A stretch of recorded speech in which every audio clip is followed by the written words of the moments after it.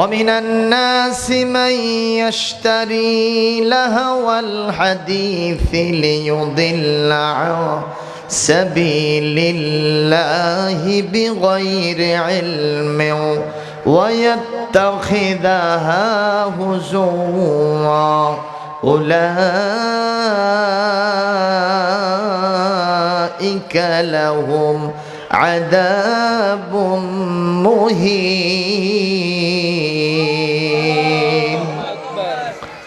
আল্লাহ পাক বলেন, মানুষের ভিতরে এমন কিছু মানুষ আছে যারা আমার দেয়া টাকা পয়সা দিয়া গান বাজনা, ক্রীড়া, কৌতুক, নাটক, সিনেমা, ঝাঁকানাকার মঞ্চ, রঙ্গমঞ্চ, ড্যান্সিং প্রোগ্রাম, নাটক, সিনেমা তারা কিনে নেয়। বলেন, ওইগুলোতে যাইতে হলে টিকিট দেওয়া লাগে না? টিকিট কেনা লাগে না? বাংলাদেশে এক সময় ভারতের শাহরুখ খান এসেছিল, তার বান্ধবীকে নিয়ে ঢাকার আর্মি স্টেডিয়ামে প্রোগ্রাম করেছিল, আমার ভাই জানে। সেখানে এক একটা টিকিটের মূল্য ছিল 15,000 টাকা। কত হাজার? 15,000। এই যে গতকাল রাত্রে আপনারা মাহফিল শুনলেন, আমার মা বোনেরও আসছে, কত টাকা টিকিট দিয়ে ঢুকছিলেন আপনারা? লাগছে?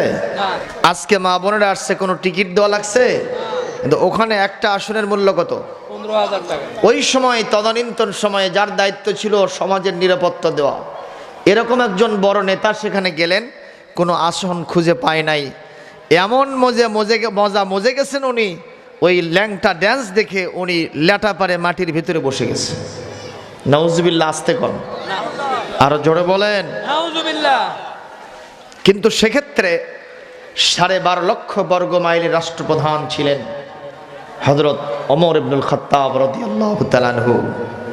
তিনি কোরআনে কারীমের যে আয়াতটা পড়লাম, সূরা লোকমানের 6 নম্বর আয়াত, এই আয়াতটা তিনি সংসদে পাশ করলেন যে এই দেশে কোনো গান বাজনা চলিবে না, এদেশে শুধু কোরআনের ওয়াজ হতে থাকবে। সুবহানাল্লাহ, সুবহানাল্লাহ। এদেশে কোরআন চলবে, ইসলামী সঙ্গীত চলবে, জিকির চলবে, এদেশে তাসবিহ চলবে, এদেশে কোরআনের তেলাওয়াত চলবে, কোরআনের ওয়াজ হবে, কিন্তু গান বাজনা আমি ওমর সহ্য করব না। মারহাবা, জোরে কও মারহাবা। এরকম শাসক ভালো না মন্দ? ভালো। দরকার আছে না নাই? আছে। হযরত ওমর এমন ছিলেন,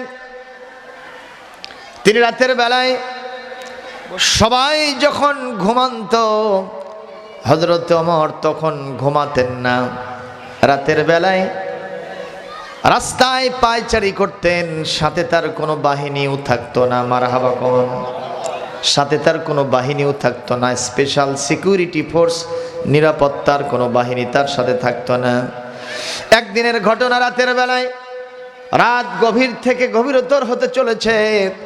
মদিনার রাস্তায় যখন তিনি চলছেন, পার্শ্বের কুড়ে ঘর থেকে একজন মেয়ে মানুষ গান গাইতেছে। কি গায়? গান গায়, নারী কণ্ঠে প্রেমের গান। আপনারা বলেন, প্রেমের গান নারী কণ্ঠে কি জায়েজ? কিন্তু আমাদের দেশে আছে না নাই? বলেন, আছে না নাই? আকাশেতে লক্ষ তারা, চাঁদ কিন্তু একটাই রে। এরপরে পরে না চোখের পলক, কি তোমার রূপের ঝলক। নাউজুবিল্লাহ কোন? আমি মরেই যাব, জ্ঞান হারাবো, বাঁচাতে পারবে না কেউ। আমি বললাম, তোমার মতো দুষ্ট ছেলে এর সমাজ থেকে মরে গেলেই এর সমাজ আরো ভালো থাকবে। ঠিক না বে ঠিক বলেন?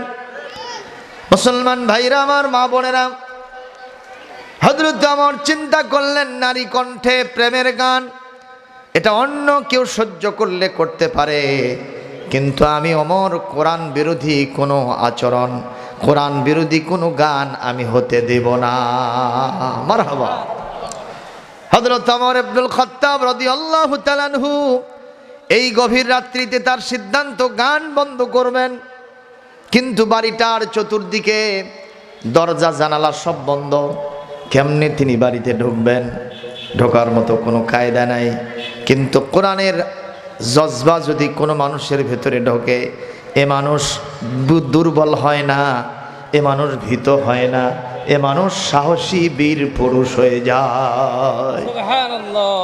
হযরত ওমর ওই কুড়ে ঘরের প্রাচীর টপকায়া এতই জজবা, কোরআনে জজবা তার, ওই কুড়ে ঘরের প্রাচীর টপকায়া মহিলার সামনে গিয়ে হাজির হয়ে গেছে। মারহাবা কোন মারহাবা। মহিলা তখনও গান চালাইতেছে। হযরত ওমর জিজ্ঞেস করলেন, ওই মহিলা, মান আনতে, তুমি কে? হু আর ইউ, তুমি কে? আরফি নফসাক, তোমার পরিচয় দাও। লিমাযা তুগান্নিন, গান কেন গাও? উস্কুত গেনা, উস্কুতি গেনা, আর তোমার গানটা বন্ধ করে দাও। এই গান কোরআন সুন্নাহ সম্মত নয়। প্রেমের গান এমনি তো জায়েজ নাই, তারপরে আবার তুমি মহিলা মানুষ গান গাও। আমাদের দেশে এরকম মহিলা আছে না নাই? আছে। যারা গান গেয়ে গেয়ে 1 লক্ষ 2 লক্ষ টাকা হাতিয়ে নিয়ে চলে যায়। এরকম কণ্ঠশিল্পী আছে না আমাদের দেশে? আছে। তাদের ওই কনসার্টে, তাদের ওই গান বাজনার অনুষ্ঠানে, সঙ্গীত অনুষ্ঠানে লোকের সংখ্যা বেশি হয় না কম হয়? বেশি হয়। কি মেয়ে মানুষ গান শুনতে যায় না পুরুষ মানুষ যায়? সবাই যায়। আমি গত রাতেও বলেছিলাম 500,000-এর করকরা নোট শিল্পী সাহেবার পায়ের ওপরে পড়ে, আর বলে ওয়ান মোর, আরেকটা চাই। কথা কন আমার ভাইরা। হযরত ওমর মহিলাকে বললেন, তোমার গান বন্ধ করো। মহিলা বলতেছে, ওমর, আমি যদি গান গেয়ে অপরাধ করে থাকি, তাহলে এই রাত্রিতে গান গাওয়ার কারণে আমার অপরাধ হয়েছে মাত্র একটা, আমি গান গাচ্ছি। আর এই রাত্রিতে আপনি 12.5 লক্ষ বর্গ মাইলের রাষ্ট্রপ্রধান, আপনি আমিরুল মুমিনিন, খলিফাতুল মুসলিমিন, এই গভীর রাত্রিতে আমার বাড়িতে ঢুকেছেন। আমি কোরআন হাদিস যাচাই করে দেখলাম, আপনি একটা অপরাধ করেন নাই, 2টাও করেন নাই, 3টাও করেন নাই। আপনি এই মুহূর্তে অন্তত 4টা অপরাধ সংগঠিত করেছেন। আমি অপরাধ করেছি মাত্র একটা, আর আপনি অপরাধ করলেন কয়টা? 4টা। তাহলে বড় অপরাধী আমি হলাম না আপনি হলেন? ওমর নিজেই হয়ে গেলেন। কথা বলেন ঠিক না বেঠিক? যেই বলেছেন আপনি অপরাধ করেছেন 4টা আর আমি করেছি মাত্র একটা, এইটা বলাও সারা। হযরত ওমর ঠান্ডা হও সারা। মারহাবা কোন মারহাবা। হযরত ওমর ঠান্ডা হিম শীতল হয়ে গেছেন, কারণ মহিলা বলেছে, আমি কোরআন হাদিস যাচাই বাছাই করে দেখেছি, আপনি 1 নয় 2 নয় 4টা অপরাধ করেছেন। মুসলমান আপনারা বলেন, মহিলা তাহলে কোরআনের সাথে সম্পর্ক আছে না নাই? কোরআনের সাথেও সম্পর্ক, আবার গান বাজনা, গানও গাইতেছে, প্রেমের গান। তাহলে বিষয়টা কি সিধা হলো না উল্টা পাল্টা হলো? আমাদের দেশে কিছু কিছু মহিলারা গানও গায়, আবার কোরআনের কথাও কয়। কথা বলেন আছে। এই যে মমতাজ ম্যাডাম আছে না নাই? আছে। এখন আবার সংসদ সদস্য হয়েছে, আমি তার বিরুদ্ধে বলবো না, কিন্তু তার একটা আমল আছে, দেখবেন উনি মাঝে মধ্যে আবার ওই বিভিন্ন পীর মাশায়েখদের অনুষ্ঠান, ভণ্ড পীরদের অনুষ্ঠানে গিয়ে বলে, আমরা ওই সমস্ত হুজুরদেরকে ভালোবাসি না যে হুজুররা শুধু কোরআনের পৃষ্ঠার পর পৃষ্ঠা পরে আর ওখান থেকে ওয়াজ করে। এটা তো কোরআনের পৃষ্ঠার ওয়াজ, এর ভেতরে আরেকটা ওয়াজ আছে, এটা বর্তমান মোল্লারা জানে না। নাউজুবিল্লাহ। মনে হয় যে ওই বর্তমান বড় মুফতি হইছে। আছে না নাই কোন? সম্মানিত উপস্থিতি, প্রেমের গান গেয়ে যুবকদেরকে বিভ্রান্ত করা, শয়তানের চেলা চামুন্ডা বেনে দেওয়া, বানায় দেওয়া, আবার এদিক থেকে কোরআনের কথা বলা, 2টা কখনো মানানসই হয় না। ইসলাম চাই এক ধারে কাটতে হবে। ইয়া আইয়ুহাল্লাযীনা আমানু দুখুলু ফিস সিলমি কাফা, ইসলামের মধ্যে পুরোপুরি ঢুকতে হবে। ওয়ালা তাত্তাবিউ খুতুওয়াতিশ শাইতান, শয়তানকে মানার কোনো সুযোগ নাই। ঘোষণাকার কোরআনে কারীম, সূরাতুল বাকারা 208 নম্বর আয়াত। বলেন মারহাবা মারহাবা। সুতরাং আমরা যারা কোরআনের ওয়াজ শুনবো, আমাদের বাড়িতে ডেক সেট বাজায়া গান বাজনা চলিবে না। কিন্তু আছে না নাই? আছে। বিয়ের সময় গান বাজনা বাজে না? বাজে বাজে। মুসলমানের বাড়িতে না খালি হিন্দুর বাড়িতেই? মুসলমানদের। তাহলে এটা কি জায়েজ হবে? আমি 2টা দলিল দিলাম, কোরআনে কারীমের সূরা বাকারার 208 নম্বর আয়াত, সূরা লোকমানের 6 নম্বর আয়াত। এই 2টা আয়াত দিয়া সম্পূর্ণ হারাম, বিয়ের বাড়িতে গান বাজনা চলিবে না। মা বোনেরা কথাটা ভালো করে শুনে নেন, আপনারা তো এটা কিছুই মনে করেন না, ট্রেডিশন মনে করে, ঐতিহ্য মনে করে যে না গান বাজনা চলবে। গান বাজনা না হলে বিয়ে কি মজে? নাউজুবিল্লাহ কোন নাউজুবিল্লাহ। এটা চলবে না। খুবই সাবধান। এখন আপনারা বলেন, মহিলা দোষ করলো কয়টা? একটা, গান গায়, তাই না? আর অমরের দোষ কয়টা? চারটা। মহিলা নিজে বলতেছে আমি কোরআন হাদিসদের দলিল দেব। তাহলে বোঝা যাচ্ছে এই মহিলার সাথে কোরআনের সম্পর্ক আছে। মা বোনেরা, আপনারা খুব খেয়াল করবেন কথাটা। খুবই সুন্দর একটি ঘটনা আপনাদের উদ্দেশ্যে আমি নিয়ে এসেছি। যদি আপনারা শুনতে পারেন আর আমলে নিয়ে আসতে পারেন, ভবিষ্যতে আপনাদের জন্য কাজে লাগবে ইনশাআল্লাহ। বলি, হযরত ওমর বললেন, মা, আমি যদি 4টা অপরাধ করি আর তুমি যদি মাত্র একটা অপরাধ করো, তাহলে তো আমি মহা অপরাধী হইছি, দাগী আসামি হইছি। আসামি ধরতে এসে আমি নিজেই বড় আসামি হইলাম। মা, বলো তো আমার সেই 4টা অপরাধ কি? মহিলা বলতেছে, ওমর, আপনার 1 নম্বর অপরাধ হলো কোরআনে কারীমের সূরাতুন নূর 27 নম্বর আয়াতের বিধান আপনি লঙ্ঘন করেছেন।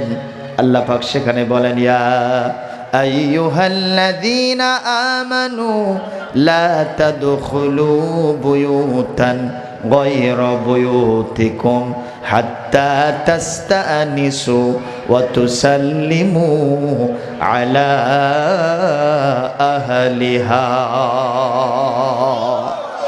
আল্লাহ রাব্বুল আলামিন বলেন, ইমানদারগণ, নিজেদের বাড়ি ঘর ছাড়া অন্যের বাড়িতে, অন্যের ঘরে ওই বাড়িওয়ালার অনুমতি না নিয়া, সালাম না দিয়া কখনো বাড়িতে ঢোকা যাবে নিষেধ কার? কিন্তু আমাদের দেশে অনেকে আমরা দেখবেন তার থেকে নিম্ন মানুষ, দিন আনে দিন খায়, কৃষক মানুষ, শ্রমিক মানুষ, ভ্যান চলে খায়, এরকম মানুষের বাড়িতে বড়লোক মানুষ ঢুকবে, কোনো অনুমতি নেয় না। আছে না নাই? রংপুরে এরকম অবস্থা আছে না নাই আমি জানি না। বগুড়ায় আছে মেম্বার, যেই হয়েছে মেম্বার, তারপরে চেম্বার, তারপরে টেম্পার, জনগণের চরিত্রের হ্যাম্পার। আছে না নাই? এই অবস্থায় চেয়ারম্যান সাহেব, মেম্বার সাহেব, তার চাইতে হবুল্লাহ সবুল্লাহ সলিমউদ্দি মার্কা মানুষের বাড়িতে ঢুকবে, কোনো সালাম নাই, কালাম নাই। ওখানে ঢোকার পর ওই সলিমউদ্দির বউ বেটির চালান পাতি যা আছে দেখার পরে বলতেছে, মানে আগে দেখা শেষ, তারপরে গলা খাগড় দিচ্ছে, এ মানুষ না শয়তান? কথা বলে, আস্ত একটা শয়তান, ঠিক না বে ঠিক? তুমি চেয়ারম্যান হও, মেম্বার হও, এমপি হও, মিনিস্টার হও, প্রাইম মিনিস্টার, প্রেসিডেন্ট হও, যত নিম্নমানের মানুষ হোক, তারও পরিবারের একটা সম্মান আছে, ইজ্জত আছে। কথা কন, তারও বউ বেটির সম্পদ আছে, ইজ্জত আছে, সম্মান আছে, সম্ভ্রম আছে। বাড়িতে ঢুকতে চাইলে অনুমতি নিতেই হবে। বিধান কার? ইসলামী রাষ্ট্র যদি কোনোদিন হয়, এই বিধানটা সংরক্ষণ করা হবে ইনশাআল্লাহ। প্রিয় ভাইরা আমার, সম্মানিত মা বোনেরা, খুব খেয়াল করেন, হযরত ওমর এই আয়াত যখন মহিলা পড়েছে, সঙ্গে সঙ্গে ওমর আল্লাহু আকবার করে কেঁদে উঠেছে। কারণ সে জামানার লোকেরা কোরআনের আয়াতের অর্থ বুঝতো কি বুঝতো না, বুঝতো কি বুঝতো না। তারা বুঝে ফেলেছেন, উনি বুঝে ফেলেছেন কি বিধানটা আমি লঙ্ঘন করেছি। মহিলা বলতে চান, ওমর, আপনি যত বড় রাষ্ট্রপ্রধান হন, আমি এই বাড়ির একজন মহিলা, আমি একা এই বাড়ির ভিতরে আছি, আর বিনা অনুমতিতে, বিনা পারমিশনে আপনি আমার বাড়িতে ঢুকেছেন, সালামও দেন নাই, কালামও হয় নাই। সুতরাং আপনি কোরআনের বিধান কেন লঙ্ঘন করেছেন? জবাব না দিলে আমিও আপনাকে ছাড়ব না। মারহাবা। আপনাদের মনে কি হয়, মহিলা একের না দুয়ের? একের কড়া। সুবহানাল্লাহ।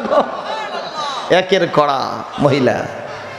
কোরআনের সাথে যে মহিলার সম্পর্ক থাকে, এ মহিলা কখনো 3 নম্বর হতে পারে না, 2 নম্বর হতে পারে না, ওই 1 নম্বর আবার করা। জোরে কোন মারহাবা। এরকম আমাদের মা বোনদের হতে হবে, ঠিক না? ঠিক। মা বোনদের সাথে কোরআনের সম্পর্ক থাকতে হবে। ভাইরা আমার, তাহলে হযরত ওমরের অপরাধ কয়টা? তার ভিতরে হইল কয়টা? একটা হয়ে গেল, আর কয়টা থাকলো? এই 3টা শোনার দরকার আছে না নাই? আমার মা বোনেরা, এই 3টা কথাও আমি আপনাদের সামনে বলবো। তার আগে যেখান থেকে আলোচনা করতে চাই, আপনাদেরকে নিয়ে সে অংশ থেকে আলোচনা শুরু করব ইনশাআল্লাহ। মা বোনেরা, আপনারা আসবেন, চুপে চুপে বসবেন, কোনো কথা হবে না।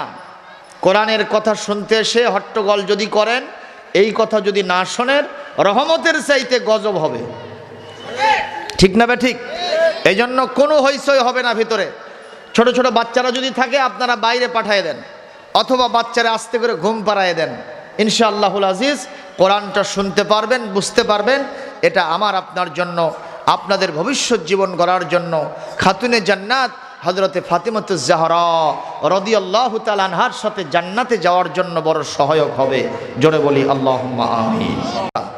সূরাতুল আহজাব 33 নম্বর এবং 34 নম্বর দুইটা আয়াত পড়েছি। কয়টা আয়াত? দুইটা আয়াত পড়েছি, 33 এবং 34। এখানে মা বোনদের জন্য আল্লাহ পাক 5টা কোয়ালিটির কথা বলেছেন। কয়টা? এই 5টা কোয়ালিটি যদি কোনো মা তার জীবনে ধারণ করতে পারে, কোনো বোন, আমাদের স্নেহাস্পদা মেয়েরা যদি এই 5টা কোয়ালিটি, 5টা গুণাবলী তাদের জীবনের যদি মিলায় নিতে পারে, এই 5টা যদি মেনে চলতে পারে, নির্ঘাত আজকের মাহফিল থেকে তারা আল্লাহর জান্নাতি বান্দি হয়ে ফিরে যাবে। সুবহানাল্লাহ। তাহলে শোনার দরকার আছে না নাই? মা বোনেরা একটু গুনগুন করে আওয়াজ দিয়ে বলবেন, শোনার দরকার আছে না নাই? আছে। সুতরাং আপনাদেরকে মনোনিবেশ করতে হবে। সর্বপ্রথম আপনাদের জন্য আল্লাহ রাব্বুল আলামিন যে বিধান দিয়েছেন সেটা হলো এই, ইয়া নিসাআন নবী। আল্লাহ পাক বলেন, হে নবীর স্ত্রীগণ, হে নবীর স্ত্রীগণ। তার মানে শুধু নবীর স্ত্রীগণ নয়, পৃথিবীতে যত মহিলারা আছে সকলের জন্য এই বিধান নাজিল করেছেন কে? সর্বপ্রথম বিধান হলো ফালা তাখজানা বিল কওলে লাস্তুন্না কাহাদিম মিনান নিসা। তোমরা পৃথিবীর অন্যান্য সাধারণ হবুল্লাহ সবুল্লাহ মার্কা মহিলা না, নষ্টা ভ্রষ্টা মহিলা না। কথা কি শুনতেছেন? নষ্টা ভ্রষ্টা লিপস্টিক মার্কা আলটা মডার্ন মহিলা না, যারা মঞ্চে গান গায়, যারা নেচে গেয়ে মানুষকে উৎসাহিত করে, তাদের মতো নয়। তোমাদের একটা আলাদা স্টাইল আছে, আর একটা মর্যাদা আছে, সেটা হলো ইনেত্তাকাইতুন্না। যদি তোমরা আল্লাহর ভয় তোমাদের কলিজার ভিতরে নিয়ে থাকো, 1 নম্বর দায়িত্ব হবে ফালা তাখজানা বিল কওল। তোমাদেরকে ইনিয়ে বিনিয়ে কখনো কথা বলা যাবে না। কথাটা সুন্দর করে মেজে ঘুষে পরপুরুষের সামনে বলা যাবে না। পরপুরুষের সামনে মহিলা মানুষ তার কণ্ঠটাকে সুন্দর করে সাজায়া গোছায়া মেজে ঘুষে অত্যন্ত সুন্দর স্টাইল করে গানের ভঙ্গিমায় এই কথাগুলো পরপুরুষের সামনে বলিতে পারিবে না, নিষেধকার আল্লাহ। এতে কি হবে? যাদের অন্তরে মুনাফিকি আছে, রোগ আছে, যাদের অন্তরে মুনাফিকি আছে, এরকম মুনাফিক মার্কা লোক আছে না? আছে। যারা মহিলাদের সৌন্দর্য খুঁজতে থাকে, এরা হলো মুনাফিক। এই মুনাফিক মার্কা লোকেরা খুঁজতে থাকবে। এই মুনাফিক মার্কা লোকেরা তোমার ব্যাপারে খুবই অনুসন্ধানী হবে যে এই মহিলাটাকে কেমনে আমার বাগে নেওয়া যায়, আমার ভাগে নেওয়া যায়, কিভাবে আমি তাকে ম্যানেজ করতে পারি, কনভিন্স করতে পারি, কিভাবে আমি তার সাথে প্রেম করতে পারি, ভালোবাসা করতে পারি। নাউজুবিল্লাহ। এই জন্য মহিলাদের সুন্দর কণ্ঠে গান গাওয়া চলিবে না। আছে না নাই? সমাজে আছে না নাই? সুন্দর কণ্ঠে গান চলবে না মহিলাদের। ভাইরা আমার, শুধু তাই নয়, আজকে আমাদের দেশে এমন আছে লক্ষ লক্ষ পুরুষ মানুষের সামনে মহিলা মানুষ উঠে বক্তব্য দেয় কি দেয় না? হাত তোলে কি তোলে না?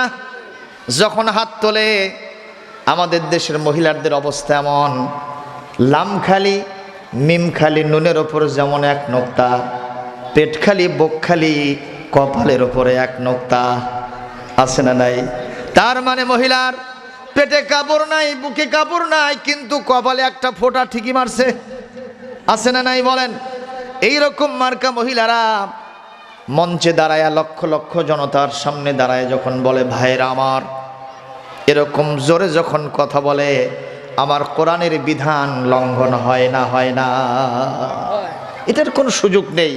মহিলা মানুষ, আন-নিসাউ আওরাতুন, হাদিস শরীফে এসেছে, নবীজি বলেন মহিলারা পুরাটাই গুপ্তাঙ্গের মতো, পুরাটাই সতরের মতো, পুরাটাই তাদের, এই মহিলারা জীবনে যা আছে তাদের সবগুলি গোপন থাকার মতো।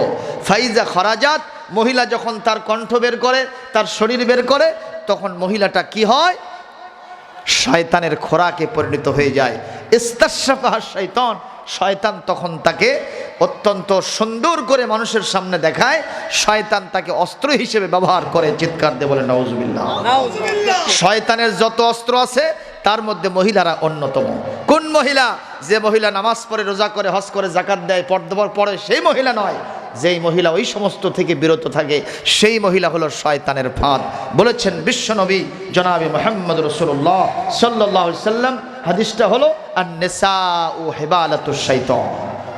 আমার হুজুর সাহেব পাশে আছেন, কথা বলেন ঠিক তবে ঠিক। মা বোনেরা মনে হয় জায়গা একটু কম হচ্ছে, অনেক মা বোনেরা এসে পড়েছেন। আপনারা একটু শীতের দিন তো, যদিও রোদ উঠেছে, একটু গরম হচ্ছে, তারপরেও কিছুক্ষণ তো আপনাদের বসতে হবে। এখন থেকে মাত্র 1 ঘন্টা, কয় ঘন্টা? আর 1টা ঘন্টা আপনাদের থাকতে হবে। একটু চেপে চেপে বসেন, নিজেও কোরআন শোনেন, অন্যকেও শোনার ব্যবস্থা করে দেন। হাদিস শরীফে এবং কোরআন শরীফে আল্লাহ পাক সূরা মুজাদালায় বলেছেন যে তাফাসসাহু, তোমরা জায়গা করে দাও অন্যদেরকে বসার জন্য, শোনার জন্য পরিবেশ তৈরি করে দাও। আল্লাহ পাক জান্নাতের মধ্যে তোমাদের জন্য জায়গা করে দিবেন। সুবহানাল্লাহ জোরে বলেন। সম্মানীয় উপস্থিতি, তাহলে মা বোনদের জন্য 1 নম্বর কোয়ালিটি হলো তারা কখনো জোরে জোরেও কথা বলিবে না, আবার ইনিয়ে বিনিয়ে সুন্দর করে মেজে ঘুষে অত্যন্ত চমৎকারভাবে কণ্ঠ দিয়ে গান বাজনাও করিবে না। আবার মেয়েরা পুরুষ মানুষের সামনে ইসলামী সঙ্গীত গাইবে, এটাও চলবে না। মেয়েরা পুরুষ মানুষের সামনে কোরআন তেলাওয়াত করবে, এটাও চলিবে না। আপনারা বলেন, এই পৃথিবীতে মহিলা মানুষ নামাজের ইমামতি করতে পারে না? বাংলাদেশে কোনোদিন দেখছেন নাকি মহিলারা পুরুষ মানুষের ইমামতি করতে পারে না? কেন পারে না? এই যে মহিলা মানুষ ওখানে কোরআন তেলাওয়াত করবে জোরে কণ্ঠে, জেহেরি কেরাত যদি হয়, তাহলে পিছনে পুরুষ মানুষ তারা শুনতে পাবে, ঠিক না বে ঠিক কর? এটা জায়েজ নেই। দুঃখজনক, আমাদের দেশে মহিলা বক্তারা এসে মহিলাদের সামনে ওয়াজ করে, দেখছেন না? এবং সেই ওয়াজ আবার ইউটিউবে ছেড়ে দেয়, ইউটিউবে ছেড়ে দিচ্ছে। তাহলে এই কণ্ঠটা আশেপাশের লোকেরা, যারা ইউটিউবার আছেন, যারা দর্শক শ্রোতা আছেন, তারা শুনতেছে, আল্লাহ পাকের কোরআনের আয়াতের বিধান লঙ্ঘন হয়ে যেতেছে, ঠিক না বে ঠিক কর? কিন্তু রাসূলুল্লাহর তবিয়ত নেচার কি ছিল? রাসূলুল্লাহ নিজে পুরুষ মানুষ, তিনি নিজে ওয়াজ করতেন আর সাহাবীরা সেটা শুনতেন। সুবহানাল্লাহ জোরে কোন? মহিলা সাহাবীরা শুনতেন। আম্মা জান আয়েশা সিদ্দিকা রাদিয়াল্লাহু তাআলা আনহা না আসা পর্যন্ত বিশ্বনবী হাদিস বর্ণনা করতেন না। সুবহানাল্লাহ কোন? তার মানে বক্তা হবেন পুরুষ মানুষ, শ্রোতা হবে মহিলা মানুষ। কিন্তু মহিলা মানুষ বক্তা হবে, শ্রোতা হবে পুরুষ মানুষ, এটা চলিবে না। এটাও খুব খেয়াল রাখতে হবে। একটু খেয়াল করেন এই আয়াতের তাফসীরটা কি। আম্মা জান বোনেরা একটু মনোযোগ দেন। খাতুনে জান্নাত হযরতে ফাতিমাতুজ জাহরা রাদিয়াল্লাহু তাআলা আনহা বিশ্বনবীর কলিজার টুকরা সন্তান, ঠিক না? হযরতে আলীর স্ত্রী ইমাম হাসান হোসেন রাদিয়াল্লাহু তাআলা আনহুম তাদের কি মা। সুবহানাল্লাহ কর। সেই মহিলা পর্দা করেছেন না করেন নাই? কেমন পর্দা করেছেন? কণ্ঠের পর্দা কেমন করেছেন? একটু ইতিহাস জানলে আপনারা বুঝতে পারবেন। সেটা হলো হযরতে আলী কাররামাল্লাহু ওয়াজহাহু রাদিয়াল্লাহু তাআলা আনহু একদিন দিনের দাওয়াতি কাজ করে তার বাড়ির সামনে দিয়ে যাচ্ছেন, বাড়িতে আসতেছেন, বাড়ির দরজায় আসছেন, একটু দূরে আছেন। In the meantime Hasan এবং হুসাইন রাদিয়াল্লাহু তাআলা আনহুমার সাথে খাতুনে জান্নাত কথা বলতেছেন, তাদেরকে শাসন করতেছেন। তারা একটু কিছু বিষয়ে জিদ ধরেছে, ফাতেমা সেটা সহ্য করতে না পেরে তাদেরকে পিটানি দিয়েছেন এবং জোরে জোরে কথা বলেছেন। এই কথাটা রাস্তার ভিতরে হযরতে আলী আছেন, ফাতেমার কণ্ঠ তার কানের ভিতরে চলে গেছে। মা বোনেরা কথাটা খুব মনোযোগ দিয়ে শুনবেন। হযরতে আলীর কানে ফাতেমার কণ্ঠ গেছে। হযরতে আলী রাদিয়াল্লাহু তাআলা আনহু এটা শোনার সাথে সাথে ডুকরে কেঁদে উঠেছেন। বাসার দরজায় গিয়ে তিনি গড়াগড়ি দিয়ে কাঁদতেছেন। স্ত্রী ফাতেমা রাদিয়াল্লাহু তাআলা আনহা তার সন্তানদেরকে বলছে, বাবা দেখো তো, সম্ভবত তোমার আব্বার কিছু হয়েছে, দরজায় এসে কান্নাকাটি করতেছে গড়াগড়ি দিয়ে, দেখো তো কি হয়েছে, একটু তোমার আব্বাকে তোমরা নিয়ে এসো বাসার ভিতরে। হাসান হোসাইন রাদিয়াল্লাহু তাআলা আনহুমা দুইজন ছোট ভাই, তারা গিয়া হযরতে আলীকে অনুরোধ করতেছেন, আব্বা আম্মা আপনাকে ডাকতেছে, আপনার কি হয়েছে, আপনি কাঁদেন কেন? সঙ্গে সঙ্গে হযরত আলী বললেন, বাবা তোমার মায়ের আমন্ত্রণে আমি বাসার ভিতরে ঢুকবো না যতক্ষণ পর্যন্ত তোমার নানাজি বিশ্বনবী মুহাম্মদুর রাসূলুল্লাহ সাল্লাল্লাহু আলাইহি ওয়াসাল্লাম আমার কাছে না আসবে। মারহাবা, জোরে কও মারহাবা। কথা কি শুনতেছেন আপনারা? মা বোনেরা মনোযোগ দিয়ে শুনতে হবে, কোনো এদিক সেদিক কান দেওয়া যাবে না। সঙ্গে সঙ্গে হযরত হাসান আর হোসাইন রাদিয়াল্লাহু তাআলা আনহুমা এক দৌড়ে বাড়ির ভিতরে গেলেন, যে বললেন, আম্মা আমার আব্বার কি যে হয়েছে, আমার আব্বাজি বাসায় আসবেন না যতক্ষণ পর্যন্ত নানাজি এখানে না আসবেন। হযরতে ফাতেমা বুঝতে পেরেছেন কোনো একটা বেয়াদবি গোস্তাখি তার সামনে আমার হয়ে গেছে। হাসান হোসাইন রাদিয়াল্লাহু তাআলা আনহুমা মায়ের অনুমতি নিয়ে চলে গেলেন নানাকে ডাকার জন্য।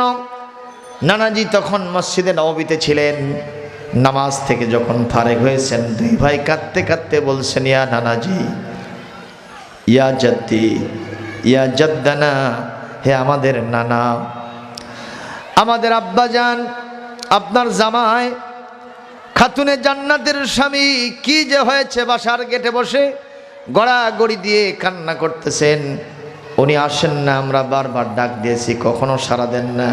নানাজি আপনি যতক্ষণ না যাবেন আমাদের আব্বাজি বাসায় ঢুকবেন না, আপনাকে যেতে হবে।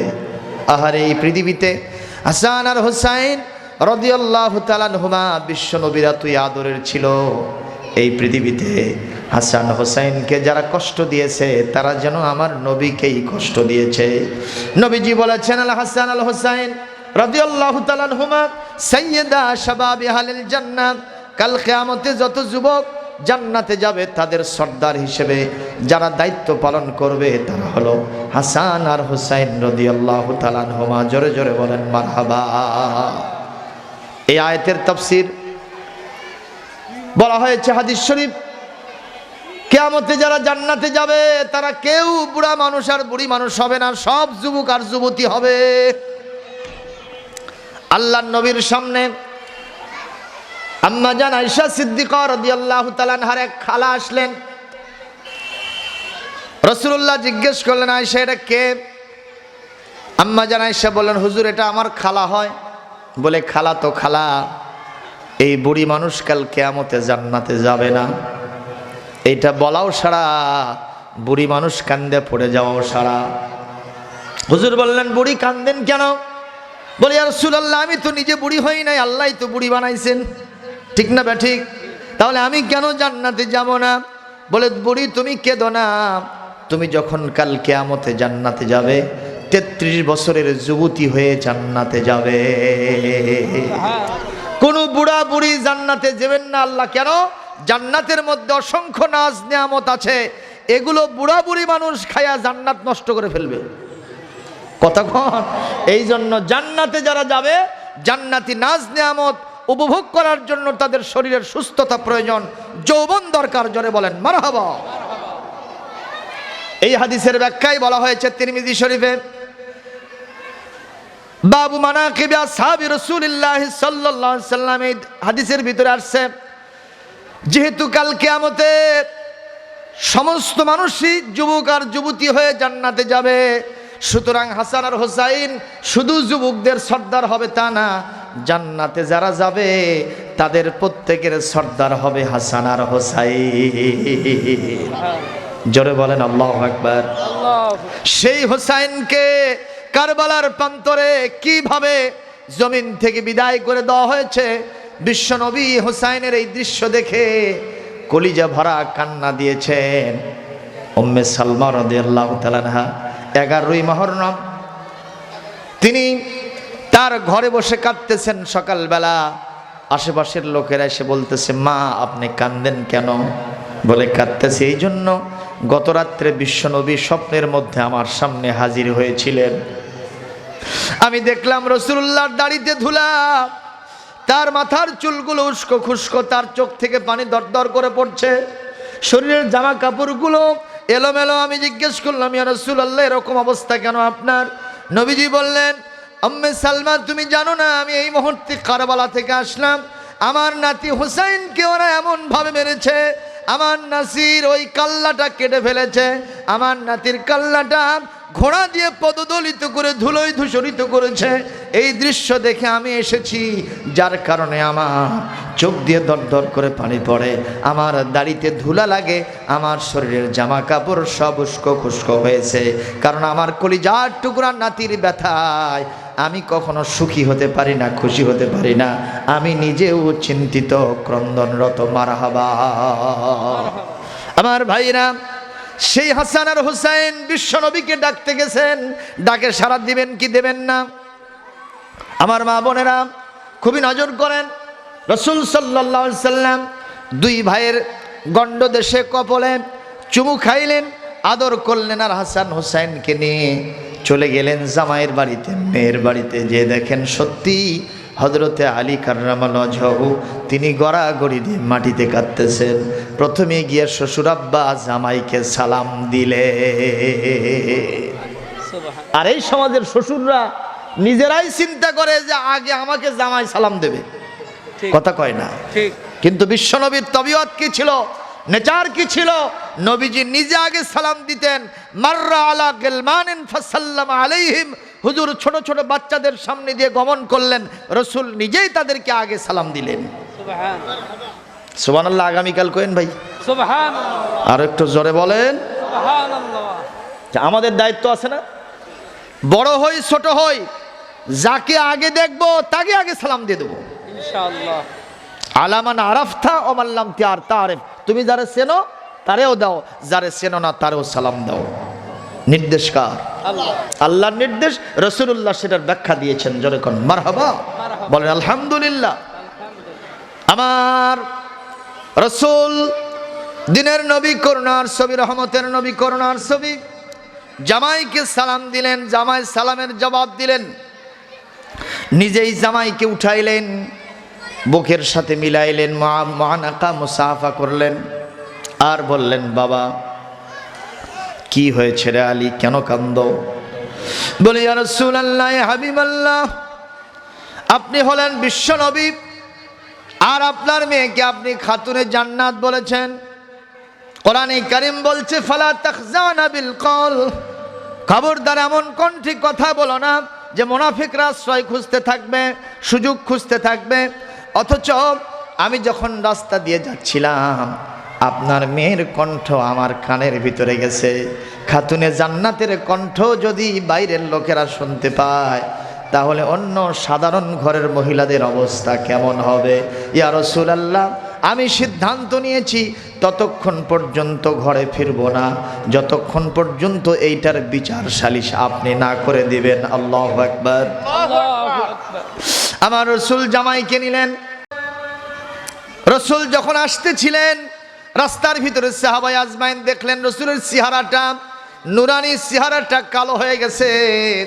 রাসূলের চেহারার মধ্যে অসন্তুষ্টির ভাব প্রস্ফুটিত হয়েছে। এবার আমার রাসূল সঙ্গে সঙ্গে জামাইকে নিয়ে ভেতরে ঢুকলেন, মেয়েকে এক পাশে বসালেন, জামাইকে আর এক পাশে বসালেন, মাঝখানে আমার নবীজি বসলেন, আর কোরআন হাদিস দিয়া, এই আয়াত দিয়া তাদেরকে বুঝাই দিলেন, খবরদার এমন কণ্ঠে কথা বলা যাবে না যাতে বাহিরের লোকেরা সুযোগ খুঁজতে থাকে, আশ্রয় খুঁজতে থাকে, তোমাকে তাদের বাগে নেওয়ার জন্য চেষ্টা করে, অন্য চিন্তা ভাবনা করে, শয়তানের ফাঁদ হিসেবে ব্যবহার করার জন্য চেষ্টা করে। এরকম কথা বলা যাবে না মা ফাতেমা।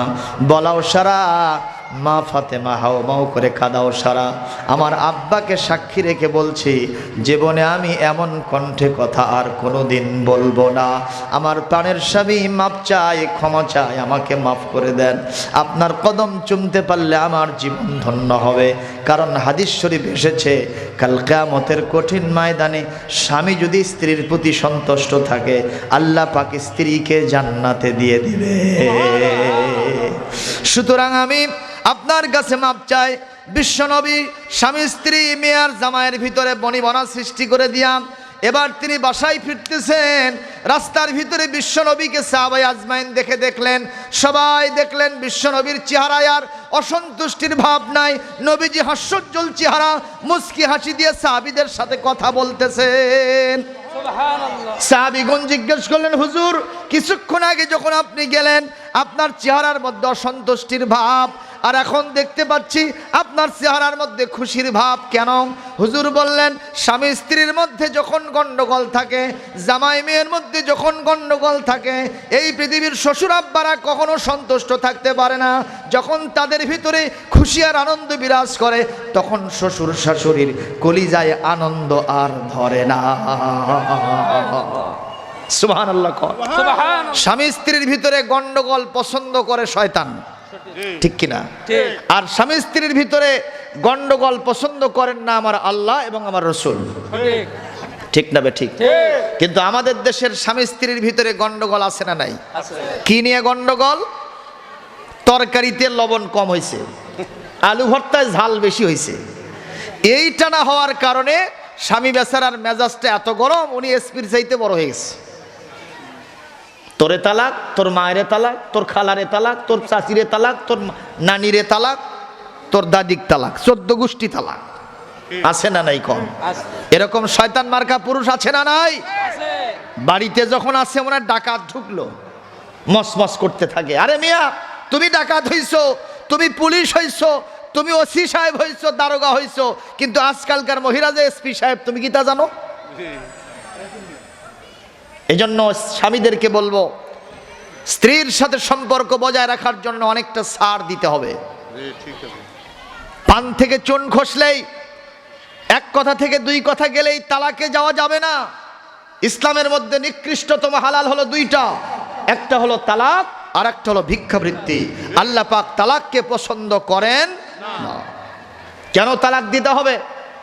যে স্ত্রীটা আপনার সাথে 20 বছর ঘর সংসার করলো, আপনি একটু গবেষণা করেন তো, একটু অন্তরের চক্ষু দিয়ে দেখেন তো, আপনার পরিবারের যা কিছু সাজ রব দেখা যায়, এগুলো কার তৈরি করা? আল্লাহর তো বটেই, তার পিছনে ওনার স্ত্রীর হাত আছে না? সংসারের পরতে পরতে তার হাতের ছোঁয়া আছে। কথা বলছেন না কেন? হাতের ছোঁয়া আছে। সংসার সাজাইছে সুন্দর করে। আজকে একটা কথা একটু বাঁকা হয়ে গেছে, তরকারিতে লবণ বেশি হয়েছে আর কম হয়েছে, যেটাই হোক না কেন, এই কারণে আপনি তালাক দিতে পারেন না, ঠিক না বে ঠিক? আমার পূর্ববর্তী বক্তা বলেছেন, শুধু তালাক কেন, যদি তাকে প্রহারও করতে হয়, প্রহার করা আগে না, সর্বপ্রথম হলো ফাইজুহুন্না। কোরআনে কারীম বলছে সূরাতুন নিসা, সর্বপ্রথম তাদেরকে এই আলেম ওলামা দিয়ে ওয়াজ করাতে হবে। তুমি কোরআন শরীফ থেকে ওয়াজ করো, স্বামীর খেদমত কি জিনিস, কতগুলো অধিকার আছে, এগুলো তুমি বলো। এরপরে যদি না হয়, ওয়াদরিবুহু কি বলে, ফাররিকুহুন্না ফিল মাদাজি, এরপরে তোমরা তাকে বিছানা পৃথক করে দাও, বিছানা আলাদা করে দাও। বিছানা আলাদা করে দেওয়ার পরে যদি না হয়, তারপরে সর্বশেষ 3য় নম্বরে গিয়া ওয়াদরিবুহুন্না, তাদেরকে একটু হালকা প্রহার করো। হালকা প্রহার মানে এটা প্রহার না, আস্তে করে যদি একটু আপনার স্ত্রীর গালে আস্তে করে হাতটা ছোঁয়ান, স্ত্রী বুঝবে আমার স্বামী তো কোনোদিন এরকম করে না, আজকে আমার গালে হাতটা দিল কেন, বুঝতে হবে আমার কোনো সমস্যা আছে। যদি মানুষের বাচ্চা হয়, ওই স্ত্রী সংশোধন হয়ে যাবে। আপনাকে মেরে হাত পা ভেঙে দিতে হবে না, ঠিক না বে ঠিক? আমরা বগুড়ার ভাষায় বলি, বগুড়াতে আগেকার জামানায় দেখছি হাওলা হাল বইতো, মা বোনেরা ভালো করে শোনেন, হাওলা হাল বইতো, পান্তা সাজা নিয়ে যেতে দেরি হয়েছে। আপনাদের রংপুরে পান্তা আছে নাকি? আগে ছিল। ওই পান্তা সাজা নিয়ে যে ওই মহিলারা আবার পান্তা সাজা নিয়ে যেত, তো এখনো হাল ওখানে রেখে ওই হালো পানটি নিয়ে আসছে।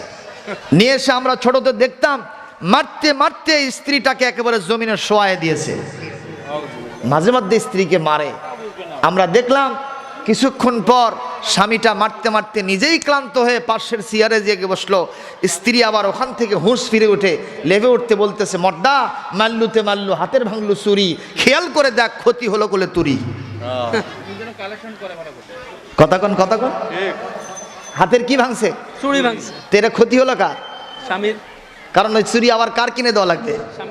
তো সুতরাং এই পৃথিবীতে যে সমস্ত পুরুষেরা দাজ্জাল মার্কা, দারোগা মার্কা স্ত্রীকে তোমরা পিটাও, আমি বলবো একদিন না একদিন এই স্ত্রীর পায়ে তোমাকে পড়তেই হবে।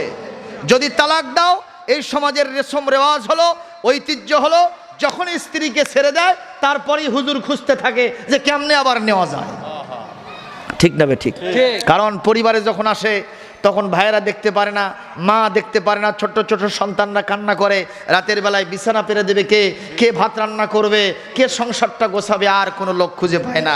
আগে মনে করছিল তোমারে যদি ছেড়ে দেয় এরকম আরো 10টা মেয়ে পাবো, কিন্তু এখন কেউ আর তার সাথে বিয়ে দিতে চায় না। কারণ এ জামানায় মেয়ে যেমন অনেক আছে, এরকম অনেক মেয়ে আছে যারা অনেক পুরুষকে টাইমও দেয় না। কথা বলেন ঠিক না বেটে? কারণ মেয়েদেরও মর্যাদা দান করেছেন কে? আল্লাহ। আর জোরে বলেন আল্লাহ। এই পৃথিবীতে মায়ের মর্যাদা বেশি না কম? বেশি। মেয়েদের মর্যাদা 3 গুণ আর পুরুষের মর্যাদা 1 গুণ। রাসূল বললেন প্রথমে তোমার বাবার খেদমত করবা না। কার প্রথম খেদমত? মায়ের খেদমত, তারপরে তোমার মায়ের, তারপরে তোমার মায়ের, সর্বশেষে গিয়া তোমার বাবার খেদমত করবা। জবাব দেবেন মায়ের মর্যাদা কয় গুণ হয়ে গেল। তাহলে আমরা জানি এই পৃথিবীতে আমরা পুরুষ মানুষ, আমাদের পায়ের নিচে হলো জুতার মাটি। পিতা মানুষ যারা, পিতা আমরা যারা আছি, আমাদের পায়ের নিচে হলো জুতার মাটি। আর রাসূলুল্লাহ নিজে বলেছেন আল জান্নাতু তাহতা আকদামিল উম্মাহাত, এই পৃথিবীর মায়ের জাতি যারা আছেন তাদের পায়ের নিচে আল্লাহর জান্নাত। সুবহানাল্লাহ। তাহলে মহিলাদের মর্যাদা বেশি না কম? বেশি। সেই মহিলাকে তুমি মারো। ভাইরা আমার, আমরা পুরুষ মানুষ, আমাদের কিছু সমস্যা আছে। দেখবেন ঈদের সিজনে স্বামী জুতা কিনেছে, জামা কিনেছে, আছে না নাই? আছে।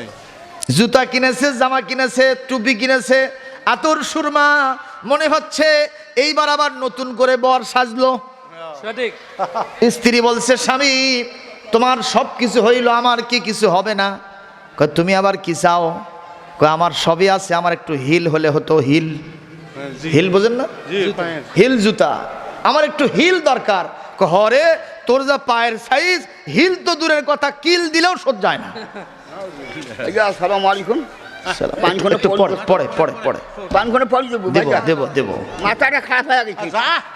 আচ্ছা, সম্মানীয় উপস্থিতি, কথা কি শুনতেছেন আপনারা মা বোনেরা? এখন স্ত্রী চাইছে হিল আর ও মারছে কিল। স্ত্রী চাইছে একটা শাড়ি, ও মারছে লাঠি দিয়ে বাড়ি। নাউজুবিল্লাহ। আমাদের সমাজে এমন স্ত্রী আছে, দেখবেন আশ্চর্য ঘটনা। কি বলতেছেন উনি? একটু জিকির করেন সুবহানাল্লাহ, আলহামদুলিল্লাহ, লা ইলাহা ইল্লাল্লাহ, সুবহানাল্লাহ, আলহামদুলিল্লাহ, লা ইলাহা ইল্লাল্লাহ, ধন্যবাদ। লা ইলাহা লা ইলাহা ইল্লাল্লাহু মুহাম্মাদুর রাসূলুল্লাহ সাল্লাল্লাহু আলাইহি ওয়াসাল্লাম। প্রিয় ভাইরা আমার, স্বামী স্ত্রীর ভিতরে সম্পর্ক খারাপ হয় একটাই কারণে, সেটা হলো আমরা যারা স্বামী আছি স্ত্রীর অধিকার আদায় করি না। স্ত্রীর অধিকার কি? হাদিস শরীফ এসছে যে তুমি যা খাইবা তোমার স্ত্রীকে ওই মানের খাবার দেবা। তুমি যদি একবার মাছের মাথা খাও, তাহলে সামনে বাজারে তুমি যে মাছ কিনবা ওইটার মাথা কারে খাওয়াতে হবে? স্ত্রীরে খাওয়াতে হবে। তুমি যদি আজকে খাসির গোশত খাও, আগামী দিনে তাকেও খাসির গোশত খাওয়াতে হবে। তুমি যদি 1 টুকরা গোশত খাও, তারেও 2 পিস গোশত দিতে হবে। কথা বলেন? তুমি যেরকম মানের দামের পোশাক পরবা, ওই রকম মানের দামের পোশাক তারে দিতে হবে। তার মানে তুমি শার্ট প্যান্ট পরবা, তারও শার্ট প্যান্ট দিবা নাকি? না। তুমি যেরকম মানের কিনলা, দামের কিনলা, ওরে ওই রকম মানের দামের শাড়ি দিতে হবে, তাকে পোশাক দিতে হবে। কথা বলেন না কেন? এটা গেল। এরপরে আপনি যেরকম মানের বিছানায় শোবেন, তাকে ওই রকম মানের বিছানায় শোয়াতে হবে। সুবহানাল্লাহ। শুধু তাই নয়, আপনি যেরকম মানের দামের স্ট্যান্ডার্ড মেনটেন করে সমাজে চলাফেরা করবেন, তাকে ওই রকম স্ট্যান্ডার্ড মেনটেন করে চলাফেরা করাতে হবে। শুধু তাই নয়, আপনি তাকে কখনো গালিগালাজ করতে পারবেন না, তাকে গালিগালাজ করতে পারবেন না।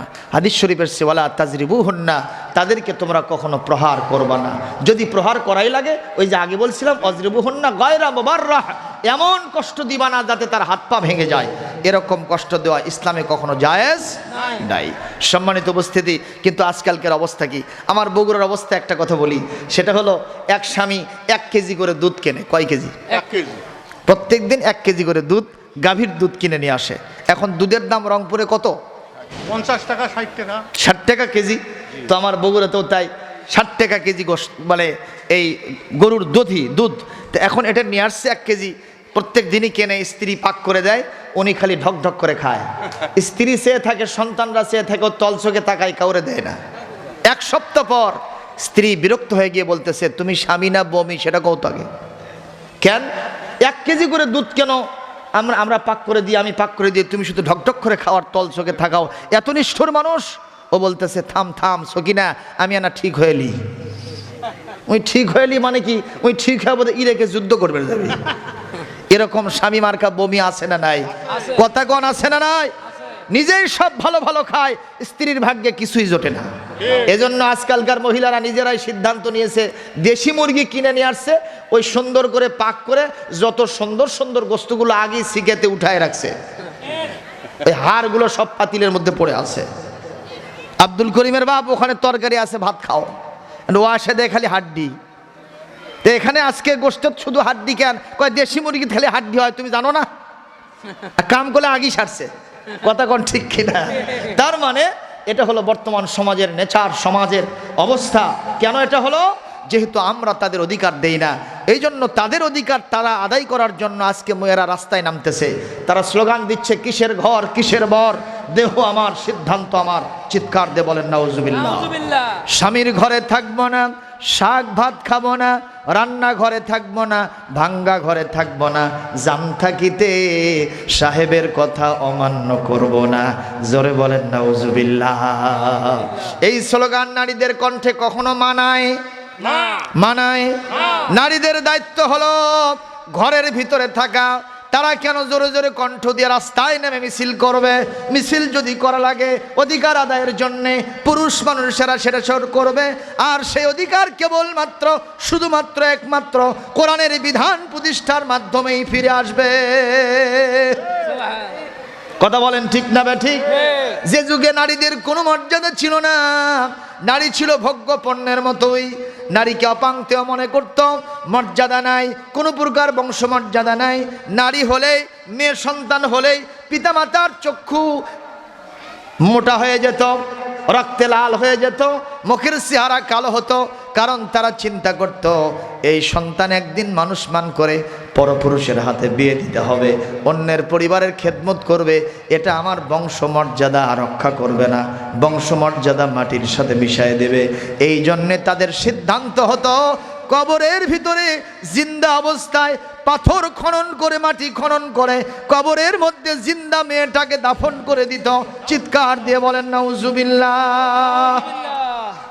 এরকম ঘটনা আছে না নাই? আছে। কোরআনে কারীম সূরাতুন নহলে আল্লাহ সে ওয়াজ করেছেন, ওয়াইযা বুশিরা আহাদুহুম বিল উনসা ওয়াজহুহু মুসওয়াদ্দান ওয়া হুয়া কাযীম। আল্লাহু আকবার। আল্লাহ পাক বলেন, নবীজি সাল্লাল্লাহু আলাইহি সাল্লাম সাহাবীদের সামনে একদিন হাদিস বর্ণনা করতেছেন। কথা কি শোনা যাচ্ছে আপনাদের? শুনতে পাচ্ছেন? হাদিস বর্ণনা করতেছেন। ইন দ্য টাইম রাসূল বলতে থাকলেন, আসলেম তাসলেম মান ক্বালা লা ইলাহা ইল্লাল্লাহ দাখালাল জান্নাহ। যদি কেউ একটাবার ঈমান থেকে কালেমা পড়তে পারে, কালেমা পড়তে দেরি হয়, সে জান্নাতে যেতে দেরি হয় না। সুবহানাল্লাহ বলেন। সুবহানাল্লাহ। এই কথা বলাও সারা, ওখানে একজন সাহাবী দাঁড়ানোর সারা। সাহাবীর নাম হলো দাহিয়াতুল কালবি।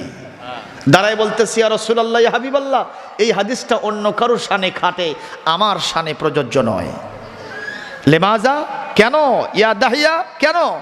বলে, ইয়া রাসূলুল্লাহ, উনি কাঁদতেছিলেন আর তার চোখ দিয়ে পানি গড়গড় করে পড়ে তার দাড়ি বুক সব ভিজে পড়তেছিল। হুজুর বলতেছিলেন, কেন দাহিয়া, কি হয়েছে? হযরতে দাহিয়া বললেন, হুজুর, এমন একটা জীবনে ঘটনা আমি ঘটাইছি, এমন একটা আচরণ আমার জীবনের সাথে আমি করেছি, আমার মনে হয় আল্লাহ পাক অন্যদেরকেও মাফ করলে আমাকে কখনো ইসলাম গ্রহণ করলেও মাফ করবেন না। আমি তো ইসলাম গ্রহণ করেছি, কিন্তু মনে হয় আমার গুনাহ মাফ হয় নাই।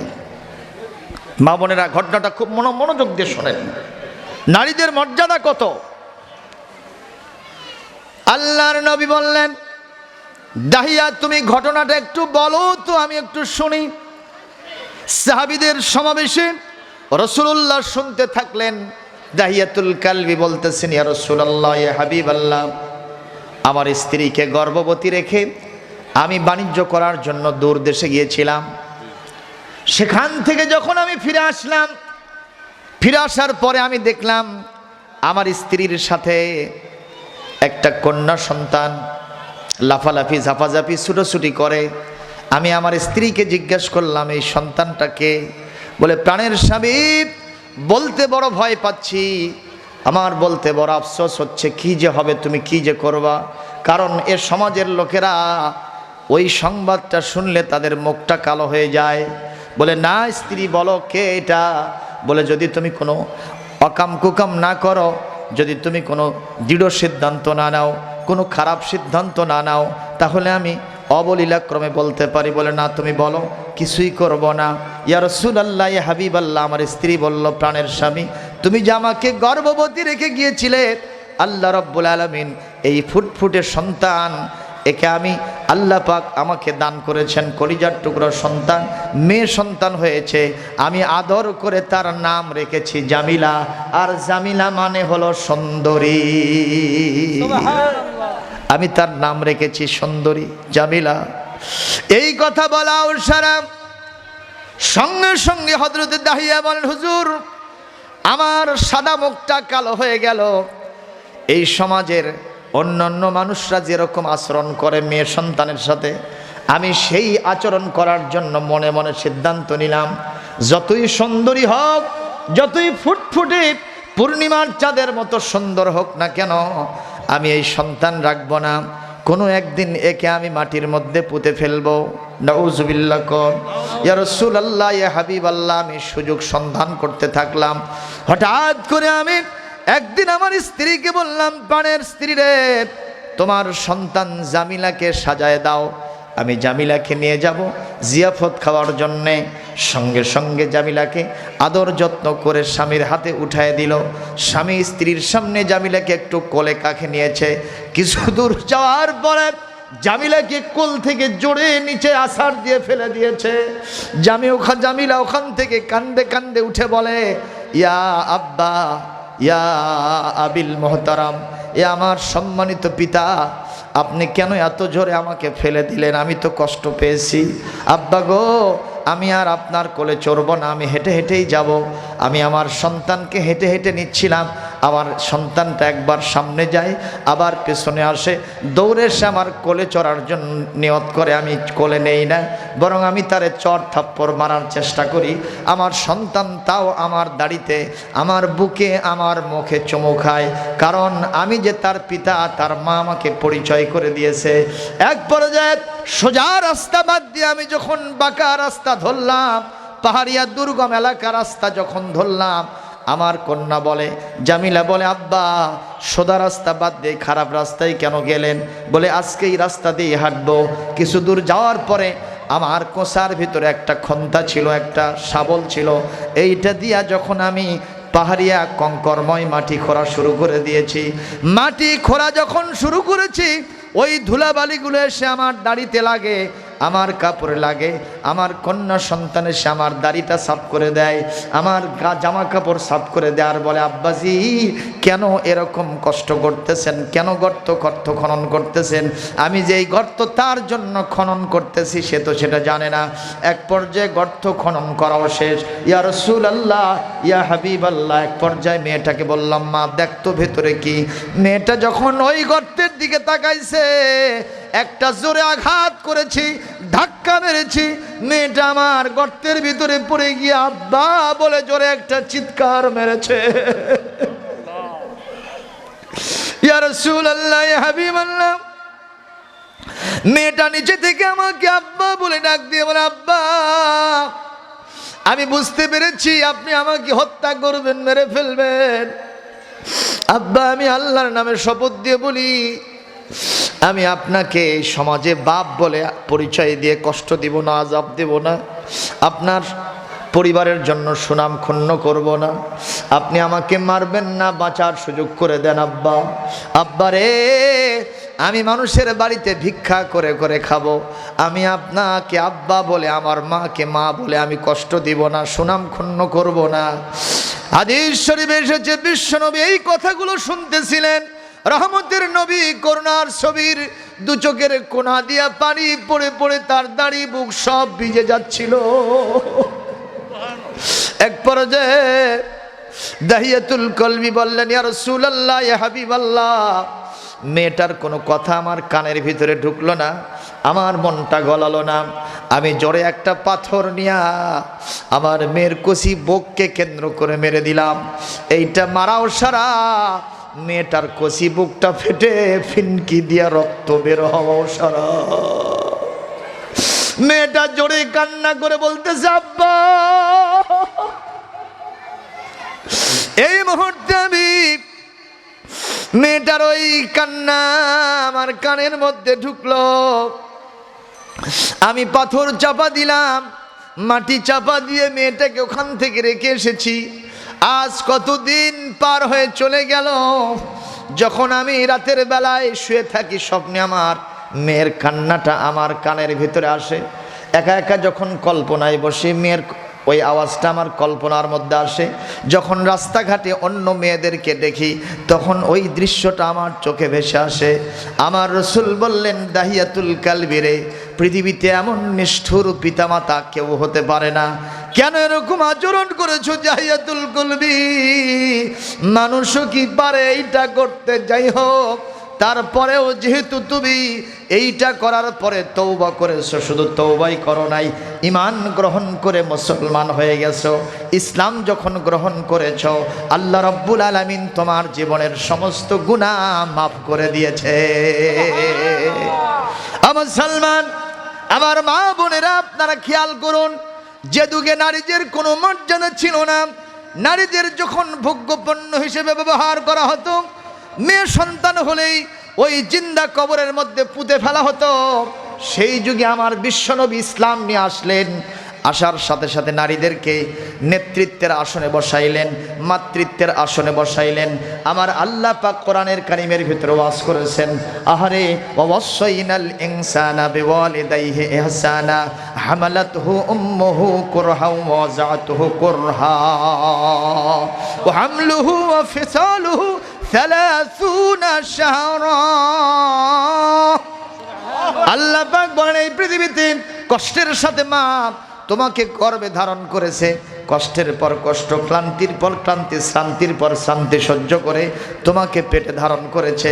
শুধু তাই নয়, যখন ডেলিভারি করেছে এই মা অনেক কষ্ট পেয়েছে। সুতরাং আমি নির্দেশ দিলাম, পিতামাতার সাথে খারাপ ব্যবহার করবা না, ভালো ব্যবহার করবা। বিশেষ করে মাকে পিতার চাইতে 3 গুণ মর্যাদা দিবা। বিধান কার?